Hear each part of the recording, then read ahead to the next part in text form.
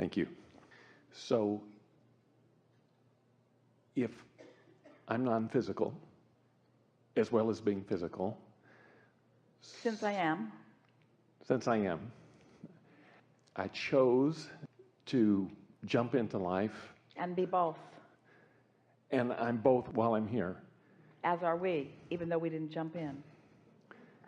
So I'm you as well at the same time in some... If you are in the receptive mode and are allowing all of that, you can, to some degree, limit your ability to allow that to flow. And negative emotion is always present when that is happening. Right. Yeah. So all of the non-physical, my parents, mentors, everybody who's no longer physical, All aware of you, far back even before you knew them. All aware that you are continuing that which they are. yes, That's why when you get in the receptive mode, you can feel the fullness and the bigness of that which you are. You're the focal point of so much more than you ever realized or allowed.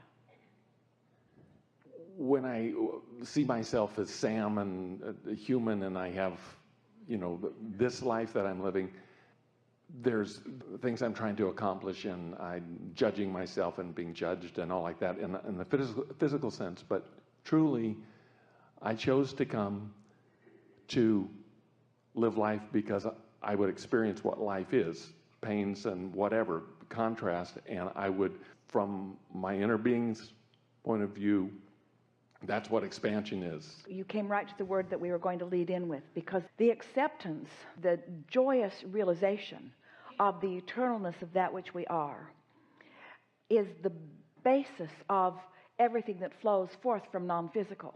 And so in order to continue to be eternal or infinite, there must be that natural expansion. And so the natural result of those understandings and intentions was to be in an environment where contrast continues to produce that. But the thing that we really want you to hear, and there's just a little bit in your question that you weren't quite there, and we want to bump you right into that understanding, is that it's not just that the contrast produces the opportunity for the eternal nature that we all are. It's that the eternal nature that we all are is reveling in the creation here on this leading edge. It's like this leading edge is necessary for our existence, and we exist because of the leading edge. This leading edge is necessary for our existence, and the fact that it exists is the leading edge. It's not only the reason that we continue to be, it is what we continue to be for, you see. If we could just help you to realize that this is the leading edge. So often humans want to think that this is a proving ground or a practicing ground, and that there's something somewhere else that is really where it's all happening, and that you're all just being tested so that if you get up to speed, maybe you'll get to go to the big leagues and play the real game that is being played. And it's not like that at all. It's all happening right here. That's why we are all focused here with you. So as you're sifting through the contrast and putting preferences into the vortex, into the vibrational reality, and then it does what it does, and you allow whatever you allow, and then you croak, you reemerge into non-physical. We try to be as disrespectful of death as we can be, since there is not any of that. So you withdraw your attention from this specific physical body, reemerge into non-physical, but you leave behind all doubt and fear and all resistance, and who you are as you reemerge into non-physical is the pure essence of everything that you have carved from life, all that you have wanted it to be. But you don't just take what you allowed yourself to accomplish here in this physical body. You take everything that this physical body inspired you to desire. Did you hear that? It's really big. Everything that you dreamed or wanted or desired goes with you into non-physical. It remains in this vortex, in this legendary, fully staffed vortex where all of those who have come before you are now focused from. So now you come forth into another physical body and become the leading edge of thought again. And all of those intentions are flowing to you and through you and with you, you see. That's why it feels so good to you when you line up with it, and it feels so bad to you when you don't. That's why negative emotion feels like it does, and that's why positive emotion feels like it does. You see, we revel in what you are living all day, every day, whether you are in the receptive mode or not. We're thrilled with what's happening, with the new ideas that are being born, with what you're launching and putting into the vortex, with what the collective consciousness is creating. In other words, we are rapturously joyful about the expansion of all of this consciousness that we are all a part of. But what really rings our bells is to focus intimately and specifically into an idea that someone like you is working on, to feel it coming to be fleshed out in the see it, hear it, smell it, taste it, touch it version.